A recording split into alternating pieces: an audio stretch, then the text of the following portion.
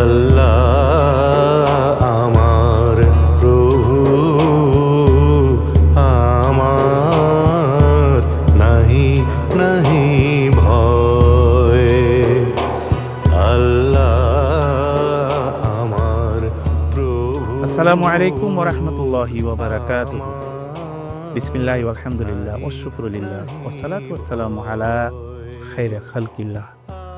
প্রিয় মাতৃভূমি বাংলাদেশ সহ পৃথিবীর বিভিন্ন প্রান্ত হতে যারা এই মুহূর্তে ২১শে টেলিভিশনের পর্দায় মাহে রমজান শীর্ষক হেরার পথে ইসলামী অনুষ্ঠানটি দেখছেন, সকলকে প্রাণবন্ত অনিমেষ শুভেচ্ছা ও মোবারকবাদ জানাচ্ছি। পুরো অনুষ্ঠান জুড়ে সাথে আছে আমি ডক্টর মোহাম্মদ আব্দুল মাহবুদ। প্রিয় দর্শক, রাহমাত মাগফিরাত নাজাতের মাস রমজান প্রথম দশক শেষ হয়েছে, মধ্য দশকও শেষ হয়েছে, এখন শেষ দশকে আমরা আছি, যেটিকে বলা হয়েছে ওয়া আখিরুহু ইতকু মিনান নার, জাহান্নাম থেকে মুক্তির দশক। আজকে এই পর্যায়ে আমাদের এই পর্বে আলোচনার আলোচ্য বিষয় হচ্ছে শারীরিক সুস্থতায় রমজানের ভূমিকা। এই বিষয়ের উপর আলোচনা করবার জন্য স্টুডিওতে আমন্ত্রিত অতিথি হয়ে উপস্থিত হয়েছেন বিশিষ্ট ইসলামী চিন্তাবিদ, ইসলামী ব্যক্তিত্ব, আলেমে দিন, চট্টগ্রাম ফৈজুল বারী ডিগ্রি মাদ্রাসার সম্মানিত সহকারী অধ্যাপক জনাব মাওলানা মোহাম্মদ ইকরামুল হক। আসসালামু আলাইকুম। ওয়ালাইকুম আসসালাম রহমতুল্লাহ। প্রিয় শেখ, আপনাকে আমাদের স্টুডিওতে স্বাগত জানাচ্ছি। আপনাকে অনেক ধন্যবাদ। আজকের যে আমাদের আলোচ্য বিষয় শারীরিক সুস্থতায় সিয়াম সাধনার ভূমিকা, এই বিষয়ে দর্শক শ্রোতার উদ্দেশ্যে আপনার বিস্তারিত আলোচনাটুকু রাখুন। ধন্যবাদ সম্মানীয় উপস্থাপক মহোদয়। অত্যন্ত চমৎকার এবং যুগোপযোগী একটা প্রশ্ন। শারীরিক সুস্থতায় রোজার ভূমিকা। আল্লাহ পাক রব্বুল আলামিন আমাদের জন্য মাহে রমজানের দীর্ঘ ১ মাস সিয়াম সাধনা ফরজ করে দিয়েছেন। কোরআন মাজিদের সূরা বাকারা ১৮৩ নম্বর আয়াতে আল্লাহ পাক রব্বুল আলামিন এই আয়াতে কারিমে স্পষ্ট ধৈর্যহীন ভাষায় বর্ণনা দিচ্ছেন, কুতিবা আলাইকুমুস সিয়াম কামা কুতিবা আলাল লাযীনা মিন ক্বাবলিকুম লাআল্লাকুম তাত্তাকুন। তোমাদের উপর রোজা ফরজ করা হয়েছে, এতে করে বান্দা যেন ভীত সন্ত্রস্ত হয়ে না যায়। এজন্য আল্লাহ তাআলা পূর্ববর্তী উম্মতদের নবীদের কথা এখানে টেনে এনেছেন। কামা কুতিবা আলাল লাযীনা মিন ক্বাবলিকুম, কেন করেছেন? লাআল্লাকুম তাত্তাকুন, যাতে তোমরা মুত্তাকি হতে পারো, পরহেজগার হতে পারো, খোদাভীতি যেন অর্জন করতে পারো। এবং আল্লাহ পাক রব্বুল আলামিন কোরআন মাজিদের সূরা বাকারা ১৮৪ নম্বর আয়াতে স্পষ্ট ভাষায় বর্ণনা করছেন যে, বান্দা ওয়া আন তাসুমু খায়রুল লাকুম, রোজা রাখাটাই তোমাদের জন্য সর্বোত্তম। এটা একদিক দিয়ে আর্থিকভাবে ফায়দা, উপকার, আরেক দিক দিয়ে শারীরিকভাবে তোমাদের জন্য বড় উপকার। সাথে সাথে যে শারীরিক সুস্থতা আছে, মানুষ শারীরিক সুস্থতার জন্য অনেক বড় বড় ডাক্তারের শরণাপন্ন হয়, কিন্তু আল্লাহ তাআলা এমন এক ইবাদত আমাদেরকে দিয়েছেন, ফরজ ইবাদত সিয়াম সাধনা, এটির কারণে অটোমেটিক শারীরিক সুস্থতা হয়ে যায়। আমরা বলতে পারি মাহে রমজানের রোজা নিছক শুধু ইবাদতের নাম নয়, এটার মাধ্যমে শারীরিক সুস্থতা রয়েছে। তো নিয়মতান্ত্রিকভাবে উপবাস শরীরকে বিশ্রাম দেয়, পরিশুদ্ধ করে এবং অনেক স্বাস্থ্যগত উপকার সাধন হয় এ মাহে রমজানের রোজার মাধ্যমে। আমরা ইনশাল্লাহ মাহে রমজানের রোজার মাধ্যমে কিভাবে শারীরিক সুস্থতা লাভ করতে পারি আমরা এই বিষয়ে একটু পয়েন্ট আকারে ইনশাল্লাহ সামনের দিকে এগোবো। তো প্রথমে বলতে পারি শারীরিক সুস্থতায় রোজার যে ভূমিকা, ১ নম্বর পয়েন্টে আছে পরিপাকতন্ত্রকে বিশ্রাম দেয়, স্টমাক পাকস্থলীকে বিশ্রাম দেয়। আমরা সারা বছর সকালবেলা বাকি ১১ মাস সকালবেলা ঘুম থেকে ওঠার পর থেকে খাওয়া শুরু করি, এরপরে দিনের 10টায় একবার, দুপুরে আরেকবার, সারাদিনে আমরা কয়েকবার খানাপিনার মধ্যে ব্যস্ত থাকি। কিন্তু মাহে রমজানের রোজা রাখার মাধ্যমে আমরা সারাদিন উপবাস যাপন করি, খানাপিনা থেকে বিরত থাকি, এতে করে আমাদের পাকস্থলী পরিপাকতন্ত্র বিশ্রাম পায়। তো এটা বিশ্রাম পাওয়ার কারণে আমাদের হজম শক্তিটা আরও ভালো হয়। তো এটা শারীরিক একটা উপকার আমরা পাচ্ছি মাহে রমজানের রোজার মাধ্যমে। এরপরে আমরা নেক্সটে যেতে পারি, শরীর থেকে বিষাক্ত পদার্থ দূর হয়ে যায়। আমরা বিভিন্ন ধরনের খাবার দাবার, ভাজা পোড়া খাবার খাই, চিনিযুক্ত খাবার খাই, মিষ্টান্ন খাবার খাই, ইত্যাদিতে খাবার গ্রহণ করার কারণে আমাদের শরীরে এক প্রকার টক্সিন, যেটাকে বলে বিষাক্ত পদার্থ সৃষ্টি হয়। রোজা রাখার মাধ্যমে বান্দা যখন উপবাস থাকে তখন আস্তে আস্তে এই টক্সিনটা শরীর থেকে দূর হয়ে যায়। তো এটা শারীরিক একটা উপকার, শারীরিক একটা সুস্থতা আমরা রোজার মাধ্যমে আমরা পেয়ে যাই। তৃতীয় নম্বর আমরা বলতে পারি ওজন নিয়ন্ত্রণ করে। আমরা ওজন নিয়ন্ত্রণের জন্য অনেক ডাক্তারের শরণাপন্ন হই, আবার নিজেরাও কিছু বিষয় মেনটেন করি একটা ওজনকে নিয়ন্ত্রণ করার জন্য, ডায়েট করি।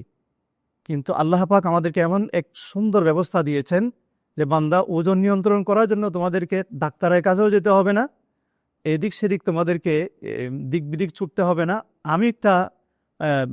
আমি একটা কাজ তোমাদেরকে দিচ্ছি, এটা যদি তোমরা বাস্তবায়ন করতে পারো অটোমেটিক তোমাদের ওজন নিয়ন্ত্রণ হয়ে যাবে।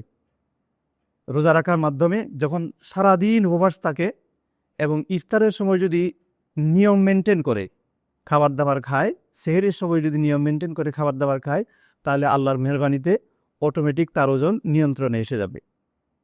চতুর্থ নম্বর পয়েন্টে আমরা যদি বলি, হৃদরোগের ঝুঁকি কমায়। হার্ট অ্যাটাক করে, অনেক সময় স্ট্রোক করে, অনেক মানুষ মারা যায়। কিন্তু রোজা রাখার মাধ্যমে বান্দা হৃদরোগ থেকে পরিত্রাণ পায়, হার্ট অ্যাটাক থেকে সে বেঁচে যায়। আল্লাহ পাক আমাদেরকে এত সুন্দর একটা ব্যবস্থা দিয়েছেন। তো রোজার মাধ্যমে ওই হৃদরোগ থেকে আমরা সুস্থতা লাভ করি, হার্ট অ্যাটাক থেকে সুস্থতা লাভ করি। ও সবচেয়ে বড় বিষয় হচ্ছে এখন ঘরে ঘরে যেটা জাতীয় রোগে পরিণত হয়েছে, ডায়াবেটিস।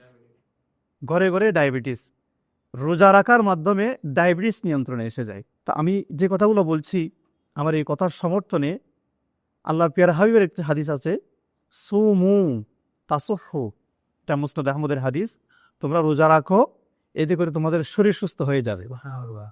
তাহলে কোরআনের সাথে হাদিসে পাকের সাথে একটা সামঞ্জস্য আছে। আল্লাহ তাআলা বলছেন ওয়ান তাসুমু খায়রুল লাকুম, তোমরা রোজা রাখলেই তোমাদের শরীরও ভালো থাকবে, মনও ভালো থাকবে, এটা তোমাদের জন্য অত্যন্ত কল্যাণকর, উপকারী। আমার নবীও বলছেন রোজা রাখো, তোমাদের শরীর সুস্থ হয়ে যাবে, ডাক্তারের কাছে যেতে হবে না তখন আর। তবে হ্যাঁ, ইসলাম সুন্দর একটি পন্থা। ইসলাম কাঠিন্যতাকে কোনো সময় সমর্থন করে না। যেমন আল্লাহ পাক রব্বুল আলামিন কোরআন মাজিদের একটি আয়াতে ইরশাদ করেছেন, ফামান শাহিদা মিনকুমুশ শাহরা ফালইয়াসুম, তোমাদের মধ্যে যে কেউ মাহে রমজানের রোজা পাও সেই জন্য অবশ্যই রোজা রাখে। তবে ওয়ামান কানা মারিয়াদান আও আলা সাফারিন ফাইদ্দাতুম মিন আইয়ামিন উখরা, যদি তোমাদের মধ্যে কেউ অসুস্থ হয়ে যাও, কোনো তবিবে হাজেক অভিজ্ঞ ডাক্তার, মুসলিম ডাক্তার যদি তোমাদেরকে রোজা রাখতে বারণ করে যে তোমাদের শরীরের জন্য ক্ষতি হয়ে যাবে, মৃত্যুর ঝুঁকি আছে, এমন যদি হয়, অথবা তোমরা যদি সফরে থাকো, তাহলে আপাতত রোজা না রেখে তোমরা ডাক্তারের পরামর্শ গ্রহণ করো, পরবর্তীতে এই রোজা অবশ্যই তোমরা আদায় করে দেবে। রোজা ছেড়ে দিতে পারবে, কিন্তু পরবর্তীতে আদায় করে নিতে হবে। এর পরের আয়াতে আল্লাহ পাক ইরশাদ ফরমাচ্ছেন, ইউরিদুল্লাহু বিকুমুল ইয়ুসরা ওয়ালা ইউরিদু বিকুমুল উসরা, আল্লাহ তোমাদের কাঠিন্যতা চান না, সহজটাই তোমাদের কাছে চান, এবং তোমাদের জন্য আল্লাহ তাআলা সহজ করে দিয়েছেন। আমরা দেখতে পাচ্ছি যারা অসুস্থ, গর্ভবতী মা আছে এবং অনেক হার্ট অ্যাটাকের রোগী আছে বা ডায়াবেটিস বেশি নিয়ন্ত্রণের বাইরে চলে গেছে, এমন রোগাক্রান্ত ব্যক্তি যদি হয়, অভিজ্ঞ ডাক্তাররা যদি পরামর্শ দেয় যে আপনি এখন রোজা রাখতে পারবেন না, এটা সেক্ষেত্রে আল্লাহ বলেছেন না বান্দা এখন রোজা রাখিও না, তবে পরবর্তীতে এই রোজা তোমাদেরকে অবশ্যই কাজা আদায় করে দিতে হবে যদি সুস্থ হয়। তো আমরা পঞ্চম নম্বর পয়েন্টে বলতে পারি, রোগ প্রতিরোধ ক্ষমতা বৃদ্ধি করে। রমজানের রোজা যদি সঠিক নিয়মে বান্দা রোজা রাখে, তাহলে তার শরীরটা একটা নিয়ন্ত্রণে চলে আসে এবং রোগ প্রতিরোধ ক্ষমতা আস্তে আস্তে বৃদ্ধি পায়। আমরা রোগ প্রতিরোধ ক্ষমতা বৃদ্ধি করার জন্য অনেক সময় ডাক্তারদের শরণাপন্ন হই, ওনারা বিভিন্ন ওষুধপত্র দেন, এগুলো সেবন করি রোগ প্রতিরোধ ক্ষমতা বাড়ানোর জন্য। কিন্তু আল্লাহ পাক আমাদেরকে এত সুন্দর একটা ব্যবস্থা দিয়েছেন যে বান্দা রোজা রাখো, দেখবে এর মাধ্যমে তোমাদের রোগ প্রতিরোধ ক্ষমতা অটোমেটিক তোমাদের শরীরে বৃদ্ধি পাবে।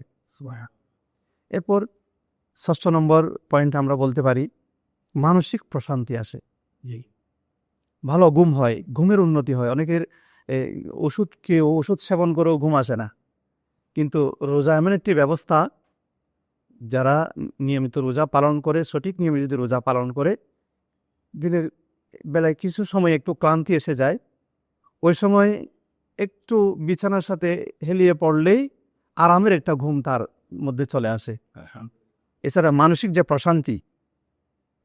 প্রশান্তি, ঘুম থেকে ওঠার পরে সে আলাদা একটা প্রশান্তি ফিল করে, অনুভব করে, কি একটা আনন্দ লাগে। তো এছাড়াও মাহে রমজানের সারাদিন রোজা রাখার পরে বান্দা যখন ইফতার করতে বসে তখন তার একটা আলাদা আনন্দ তৈরি হয়, যে কথা আল্লাহর পিয়ারা হাবিব ইরশাদ করেছেন, লিস-সাইমি ফারহাতুন ইনদা ইফতারিহি ওয়া ফারহাতুন ইনদা লিকাই রাব্বিহি। একটা রোজাদারের জন্য দুইটা আনন্দ, একটা হচ্ছে ইফতারের সময় আর একটা হচ্ছে তার প্রভুর সাথে সাক্ষাতের সময়। এখান থেকে আমরা একটা বিষয় স্পষ্ট জানতে পারি যে রোজাদার যারা, তাদের জন্য বড় সুসংবাদ, ইফতারের সময় তো তাদের আনন্দ আছেই, কিন্তু তাদের জন্য স্পেশাল একটা আনন্দের বিষয় হচ্ছে আল্লাহর সাথে তাদের সাক্ষাৎ হবে কিয়ামতের ময়দানে। রব্বুল আলামিন রোজাদার বান্দাদেরকে স্পেশাল সাক্ষাৎ দেবেন। এটা রোজাদারের জন্য সবচেয়ে বড় পাওয়া, বড় আনন্দের বিষয়। আপনি চমৎকার আলোচনা করছিলেন, সময় হয়েছে একটা বিরতিতে যাওয়ার। বিরতির পরে আপনার কাছ থেকে আমরা আরো বিস্তারিত শুনব। প্রিয় দর্শক, সময় হচ্ছে ছোট্ট একটি বিরতিতে যাওয়ার, ততক্ষণ আমাদের সাথেই থাকুন। لبيك اللهم لبيك لبيك لا شريك لك لبيك إن الحمد। দুই প্রমাণ গ্রুপের পক্ষ থেকে আপনাদেরকে আন্তরিক শুভেচ্ছা ও অভিনন্দন জানাচ্ছি। আমাদের এই দুই প্রমাণ গ্রুপে যাত্রা শুরু হয় 2012 সাল থেকে। হজ, উমরা, টিকিট, ভিসা সকল সার্ভিসগুলো আমরা এই একই ছাতার নিচে দিচ্ছি। আপনাদের এই সেবাগুলো গ্রহণ করার জন্য আমাদের পরিবার, এই দুই প্রমাণ পরিবারের সাথে আপনারা আস্থা রাখতে পারবেন, সেই প্রত্যাশা আপনাদের প্রতি রাখছি। আসসালামু আলাইকুম রহমতুল্লাহ।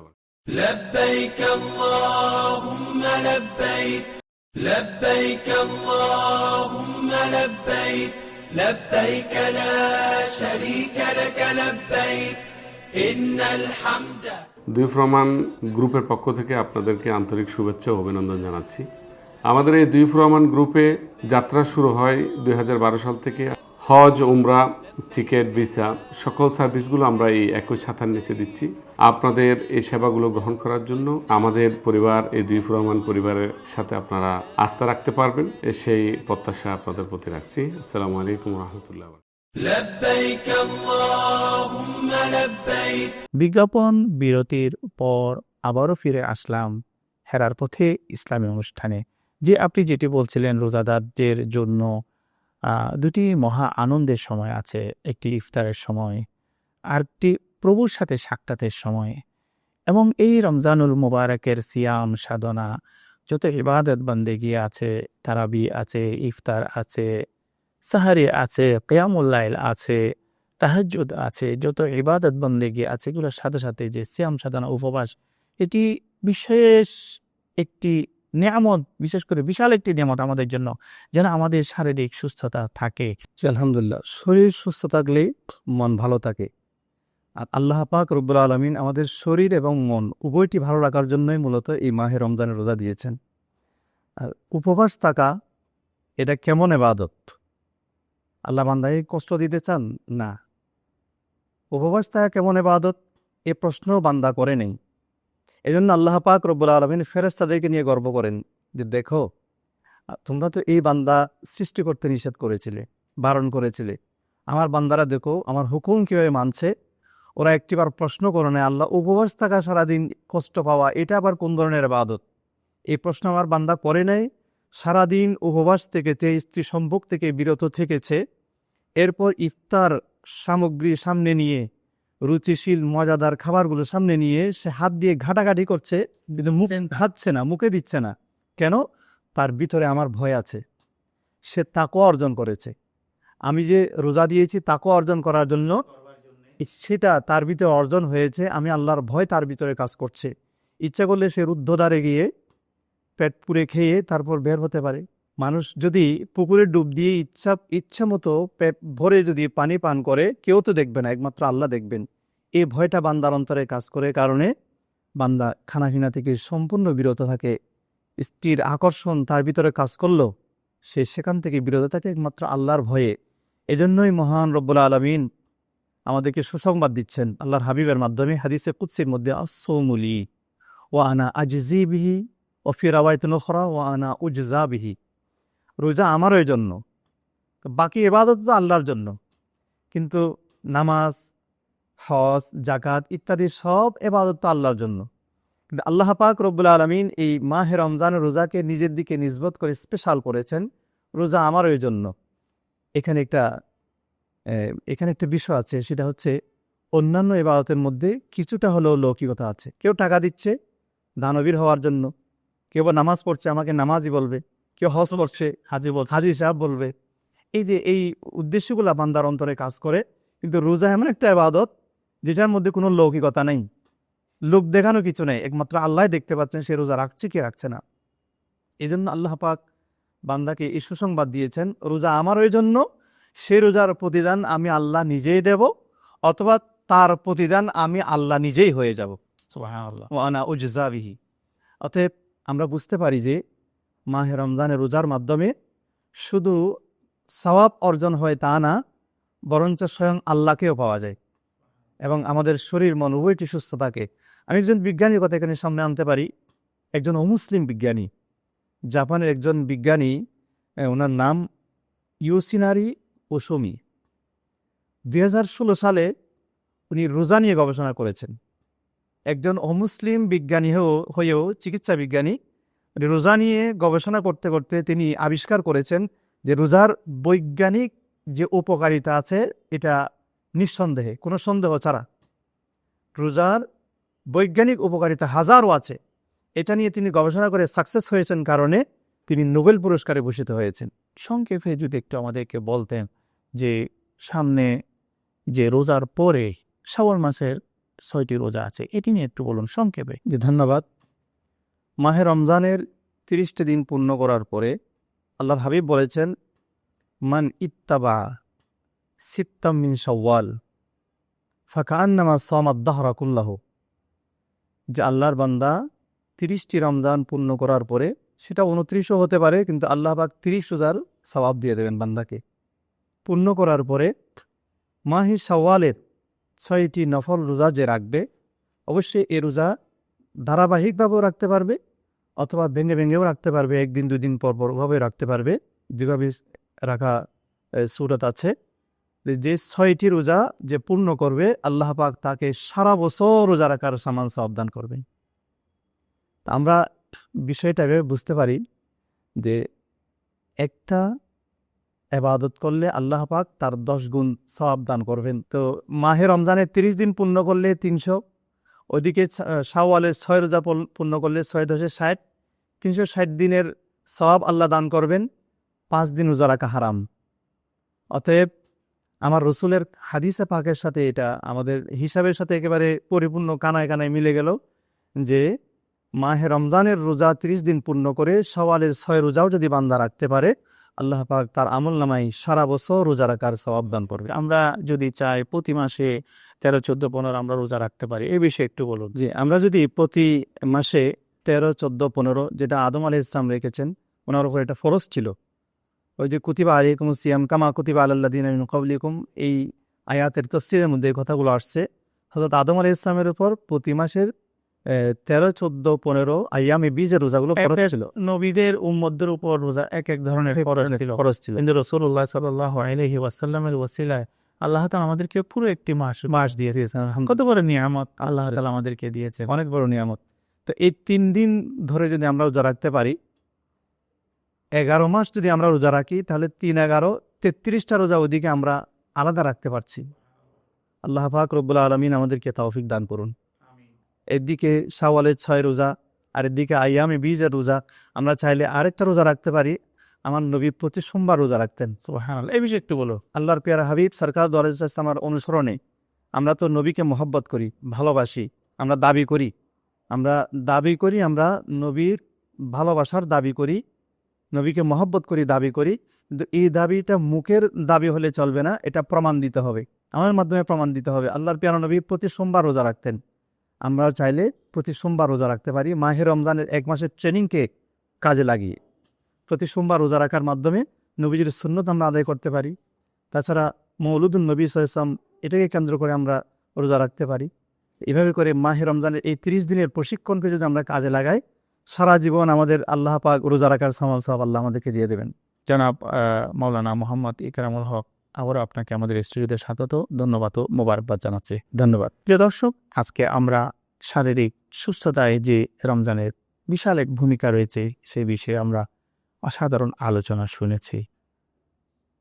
আল্লাহ রাব্বুল আলামিন আমাদেরকে এই রমজান শরীফের সিয়াম সাধনা দিয়েছেন অন্তর আত্মা ফুত পবিত্র হওয়ার সাথে সাথে শরীর যেন সুস্থ থাকে, কারণ শরীর সুস্থতা হচ্ছে মহান আল্লাহ রাব্বুল আলামিনের পক্ষ থেকে বিশাল একটি নিয়ামত।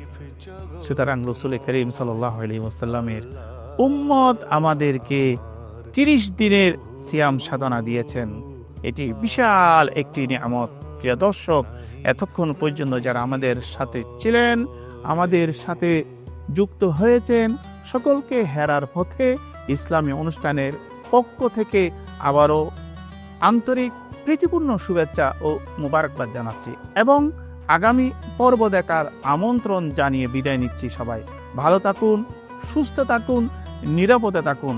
আসসালামু আলাইকুম ওয়া রাহমাতুল্লাহি ওয়া বারাকাতুহু।